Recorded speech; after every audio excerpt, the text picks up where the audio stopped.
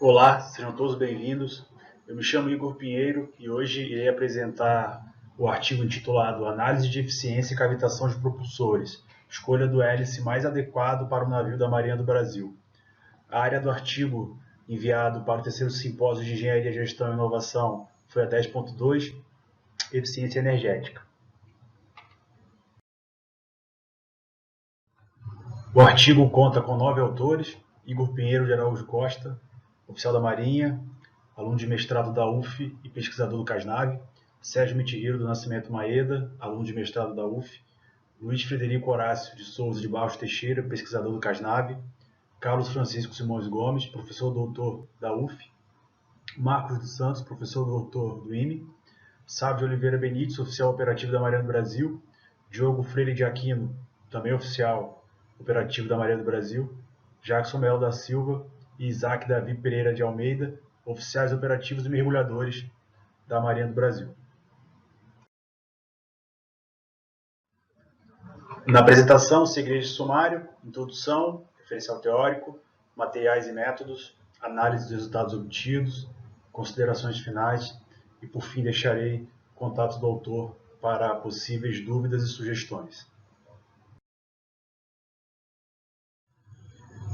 O trabalho tem início falando sobre os navios patrulha da classe Grajaú, que possui 12 navios e tem como missão principal garantir a soberania do Brasil nas águas jurisdicionais brasileiras.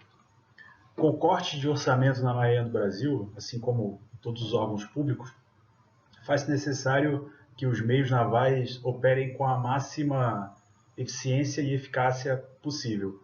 Portanto, um sistema de propulsão bem projetado serve não somente para o cumprimento da missão, mas também para a maior eficiência possível, visando o maior aproveitamento dos recursos, tendo em vista a situação precária da economia do Brasil. Nesse contexto, a pesquisa operacional reveste de grande importância, pois através de métodos quantitativos e multidisciplinares é possível calcular a eficiência e medir também a eficácia de sistemas propulsivos. Neste artigo é introduzido o método Holtrop para a obtenção da resistência ao avanço do navio patrulha Grajaú e posterior cálculo da eficiência do sistema propulsivo. No referencial teórico, abordamos alguns conceitos importantes para o entendimento da análise proposta. Primeiramente, resistência ao avanço, que é o somatório de todas as forças atuantes no navio, e é importante obter esse valor para poder estimar a potência necessária para o movimento do navio. Potência efetiva, que é o valor mínimo de empuxo necessário para vencer a resistência ao avanço e, consequentemente, gerar movimento ao navio. Hélice, que é o tipo de propulsor mais utilizado. Diagramas de desempenho, através do cálculo de coeficiente de empuxo, torque e coeficiente de avanço. A integração casco-hélice, de todos os parâmetros do casco e do hélice que vão gerar o movimento do navio. Critério de cavitação. Cavitação é um fenômeno que deve ser, na medida do possível, evitado em navios militares, pois gera ruído e desgaste dos propulsores. No referencial teórico também são apresentados os dados do sistema propulsivo do NAPA, navio patrulha Grajaú, e é introduzido também o método Holtrop, que será utilizado na análise.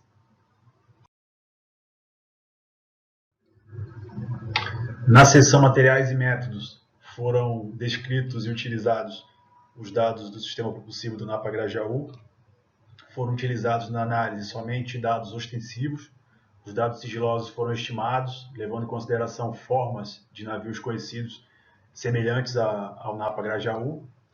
Foi realizada uma análise comparativa entre hélices, variando o número de pás, razão passo-diâmetro, rotação e diversos outros parâmetros, visando obter aquele com maior eficiência e menor nível de cavitação.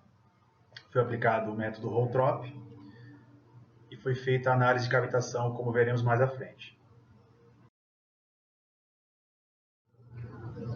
Aqui nós temos a interface da planilha Holtrop. Foram introduzidos os dados sistema propulsivo do Napa Grajaú e foi obtida a resistência ao avanço de 48,6 kN. Como eu falei, os dados sigilosos foram estimados e o navio foi considerado como uma forma semelhante a navios conhecidos e foram obtidos esses resultados. Após obtermos a resistência ao avanço de 48,6 kN mediante utilização do método Rolltrop, é possível obter um empuxo. Então, um empuxo de 60 kN foi considerado um valor razoável para vencer essa resistência ao avanço. E foram considerados fixos apenas dois parâmetros do propulsor, o número de pás e a razão de áreas. No primeiro caso, analisamos o propulsor de 2 pás e a razão de áreas 1,05. Então, obtivemos como propulsor mais eficiente, propulsor que oferece um coeficiente de torque KT 0,49, 4 rotações por segundo, consequentemente 240 rotações por minuto, coeficiente ao avanço J 0,75, razão passo diâmetro de 0,95 e eficiência em águas abertas de 54%.